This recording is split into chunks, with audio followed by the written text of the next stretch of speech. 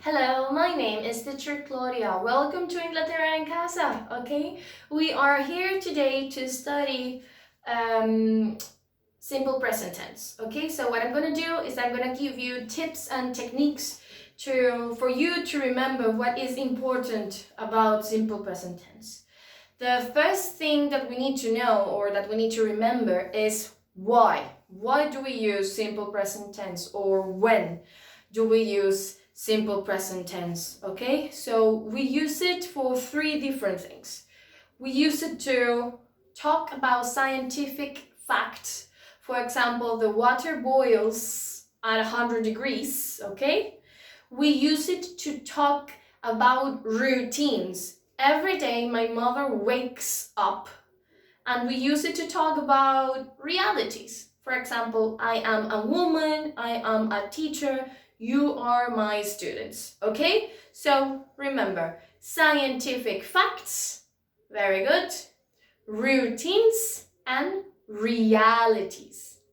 Good, fantastic. Okay, the next thing you need to remember to understand simple present tense a bit better is that I divided into 4 groups. How many groups? Not 3, not 2, not 1, 4. Okay, so here you can appreciate that I divided my whiteboard into 4 groups. Okay, the first group is what we call the group of love, the verb of love. Okay, yes, you say love. What does love have to do with simple present tense? Well, it's a memo technique. Okay, we say amaréis, which is a Spanish word, but is also a memo technique for verb number 1, which is verb to be. Okay, verb to be, which has 3 different forms: are, and is. Okay, so as you know, we have 7 pronouns in English, which are I, you, he, she, it, we, and they. Fantastic.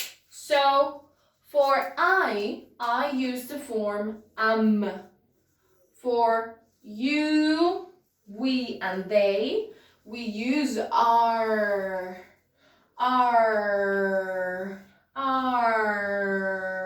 And for he, she, and it, we use the form is.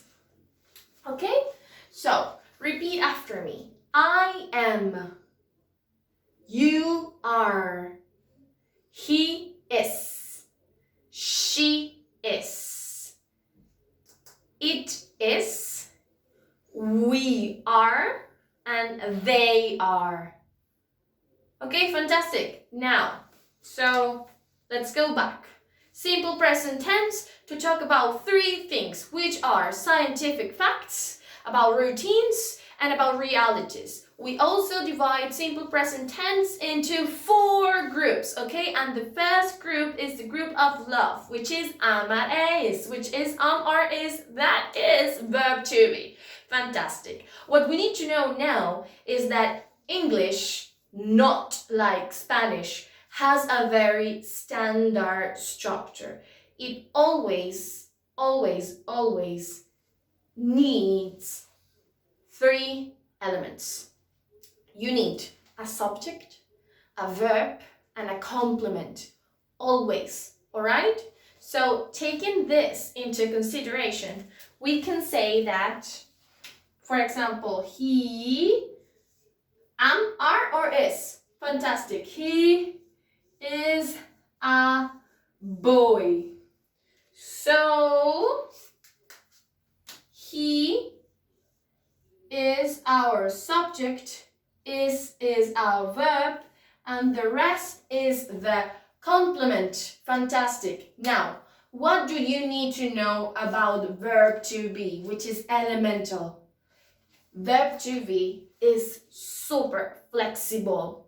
okay? Which means that it moves from one part to a different part of the sentence. It changes position, okay? So, to transform he is a boy into a question, what we are gonna do is that we're gonna take the verb from its original position and we're gonna put it at the beginning of the sentence, okay?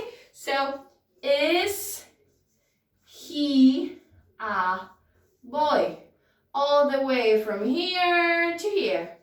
And that's it. Then you can easily say, yes, he is, or yes, he is a boy, if you want to use the full structure of the sentence, or no, he is not. No, he is not a boy, if you want to use the full structure of the sentence. Which is super simple, is the fact that this structure doesn't change no matter which form of verb to be you guys are using. So if I say, I am a teacher, what's the question? Am I a teacher? You are my students. What's the question? Are you my students? Fantastic, all right? Good. It's time to go to group number 2. So group number 1 is the verb of love, amareis. Remember, is, which is verb to be, very flexible. Group number 2 is a verb that we use to express ability, okay? To express the fact that we are able to do something or that we are not able to do something. So what verb do you think we use when we need to express ability? Yes, can. Very good. So, oops. Let's just fix the board first. Very good. So we have can, okay? Something that's fantastic about can is that it only has one form. So we don't need to remember other forms as in verb to be, which has 3, am, are, is. Can is can for everybody. So I can, you can, he can, she can, it can, we can, and they can, okay? It also follows the structure of subject, verb, and complement. So basically, we can say they can run. Subject, verb, and complement. Easy peasy, all right? Another thing that you need to know about can is the fact that it is as flexible as verb to be, which means that this verb can also move. It can also change position. Okay, so if I want to transform this sentence, they can run, into a question, what I should do is that I should take the verb and just drag it to the beginning of the sentence. Okay, so can they run? Can they run? Yes, they can. If you want to use the full structure of the answer, you say yes, they can run. Very good. And no, they cannot run. Now, attention, this is a very common spelling mistake. You can either say cannot together, or you can use the contraction. Can't, but. This doesn't exist, okay? So remember to use either cannot or just can't, all right? That's it. It's the same for all the pronouns. We can eat. Can we eat? She can dance. Can she dance? Is very, very simple, all right? So what we need to remember so far is that we use simple present tense to talk about 3 things. to talk about scientific facts, to talk about routines, to talk about realities. We also need to remember that group number 1 is amareis, the verb of love. It's verb to be with its 3 forms, RS. We also need to remember that group number 2 is can, the verb that we use to express ability. Okay, and that both groups, both of them are flexible. Okay, now, very important, once I get to this point, okay, once I get to this point, what I am going to do is that I am going to split simple present tense into 2 parts. Okay? I'm gonna split it. I'm gonna break it. Yes. This part, which I am going to call the part of the flexible verbs. The verbs that move, that change position. And the other 2 groups that are not flexible. I repeat, this group and this group, they are not flexible. They do not move. They do not change position. Okay, so not flexible.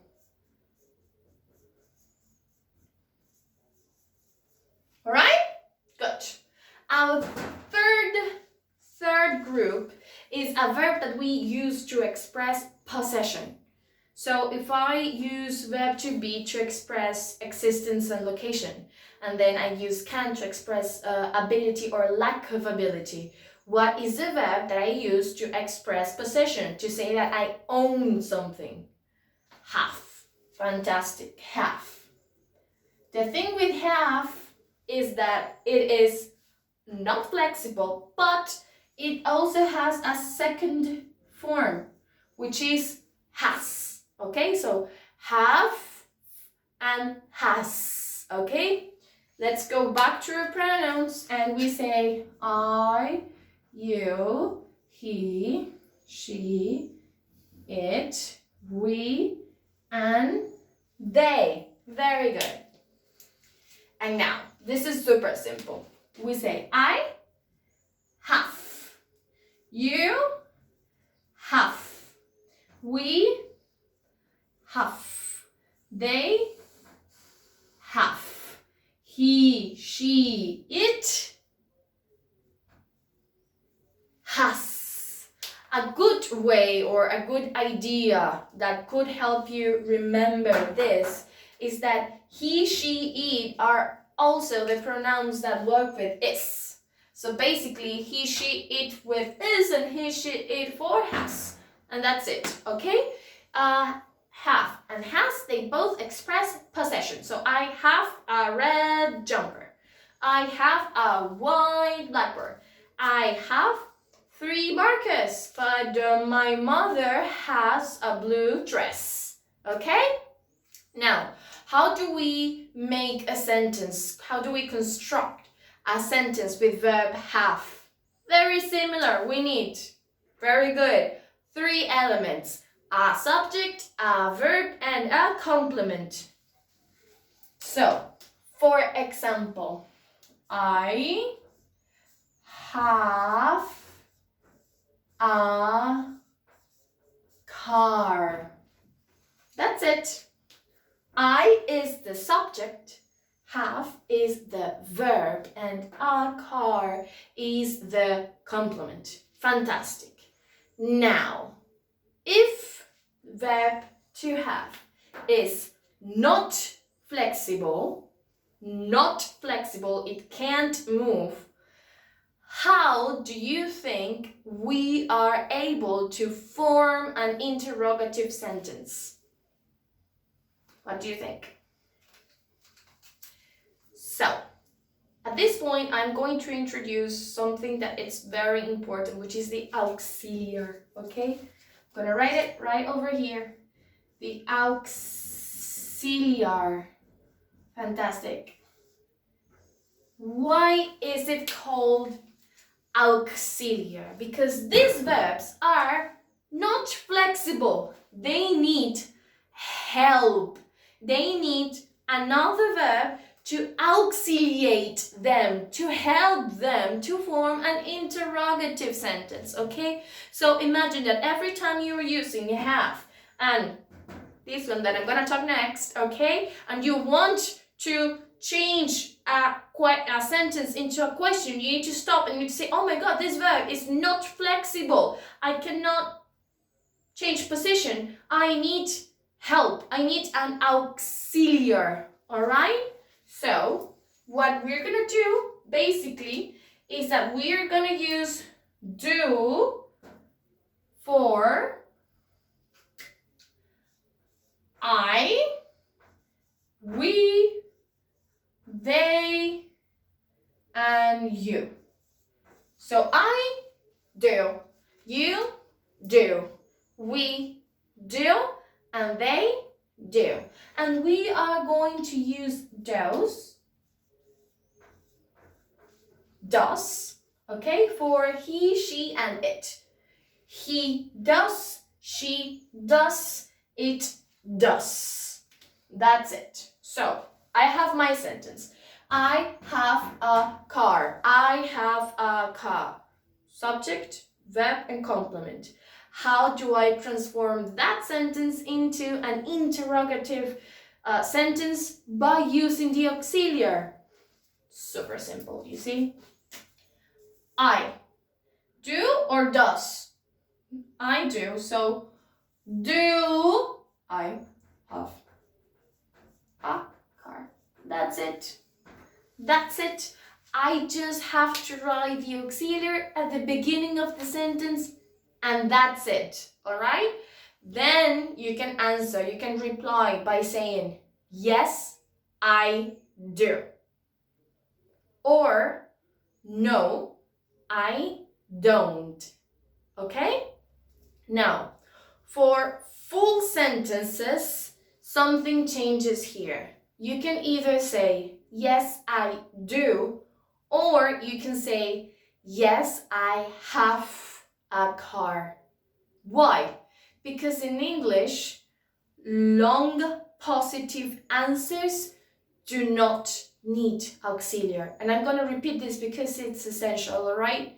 In English, long positive answers do not need auxiliary. Okay? So, yes, I do. Yes, I have a car. No, I don't. No, I don't have a car. Why am I using don't? Because this is negative and I need to use don't for long or short negative statements. I do not use auxiliary for long positive answers. All right? Good. Very good. So let's use a different example, okay? Let's see.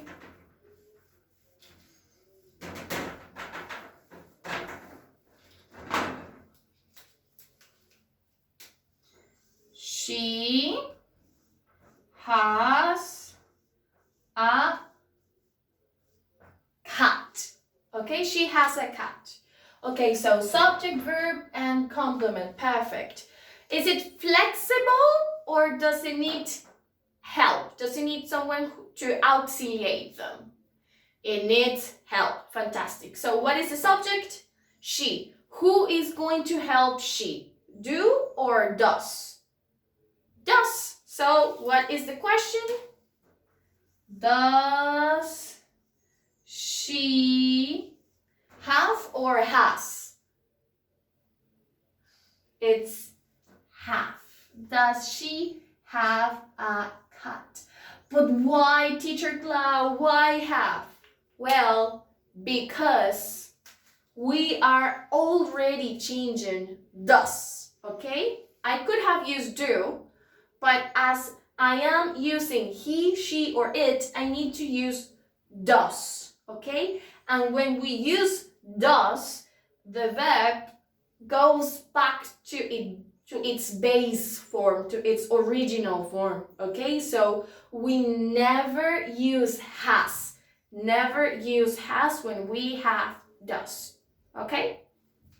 So, does she have a cat? Yes, she does. Very good. Or we can also say, yes, she. Now remember, long positive sentences do not need an auxiliary. So, yes, she has a cat. Because as I am not using does, I need to change the verb one more time. Okay? And finally, no, she doesn't, or no, she doesn't have a cat. Because as we are using the auxiliary because it is negative, I need to change the verb to its base form. Okay? So, that's it. That's verb to be. What do we need to remember so far? We use simple present tense to talk about scientific facts, to talk about routines, to talk about realities. It has 4 groups, okay? Group number 1 is verb to be, group number 2 is can, and these 2 are flexible. They can change their position, okay? They move. Group number 3 is have, okay? To express possession. Group number 3 and group number 4 are not flexible. They cannot move. They cannot change position, okay? So what happens? We need to ask for help. We need to ask for someone to auxiliate us. And that is when the auxiliary comes handy. Okay, in simple present tense, the auxiliary is do, which has the form does for he, she, it. So remember, I do, you do, he does, she does, it does, we do, and they do. Fantastic. Just one more group to explain, okay? And this is going to be super easy, I promise. So we already have to be, can, have. In here, in group number 4, we are going to have all the verbs, all the verbs that there are in the world, except verb to be, can, and have. Eat, pray, love, sing, dance, enjoy, think, run, hop, lay down, stand up. All the verbs that you can imagine, all the verbs that there are, but these 3. Okay, so I call this group all other verbs, okay? Because they work in the same way. So we can just group them and remember one example and that's it. So I think it's pretty easy to study group number 4 with verb eat. For example, I eat, you eat, he, she, it eats. Because group number 4 says that when we work with he, she, or it, which is third person in singular, we need to add an s to the end of the verb, except when the verb finishes by sounds like sh, z, j, z, which are ss, ch, z, weird sounds, okay? So, I eat chocolate, okay? Very good. Subject, verb, complement.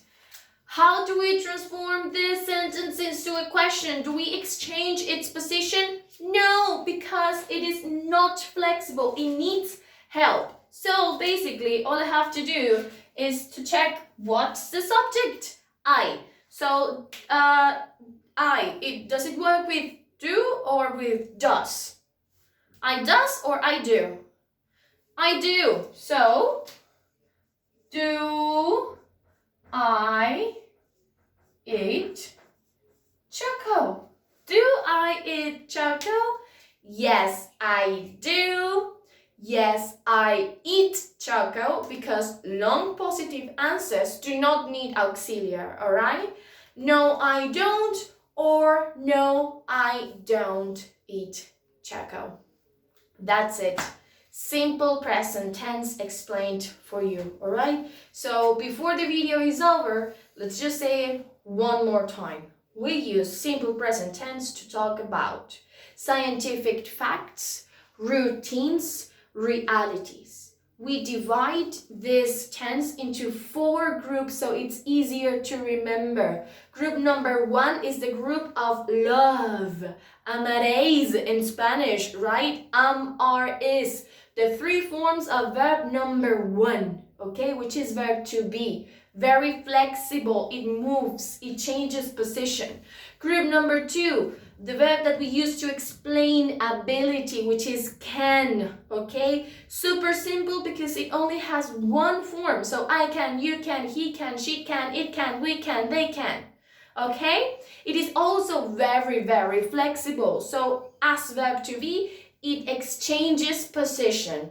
Then we go to group number 3, have, to express possession, which also has a second form called has, okay? Have for I, you, we, and they, and has for he, she, and it.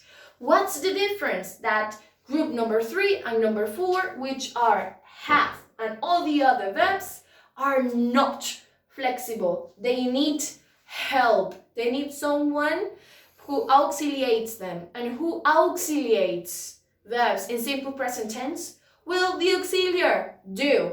Do for I do, you do, they do, we do. And does for he, she, it. He does, she does, it does. Okay? And finally, all the other verbs that there are in the world but to be, can, and have, they integrate group number 4, which is not flexible and also need an S at the end. For example, I eat, she eats. All right? That's it for today. Thank you for practicing with me. Bye.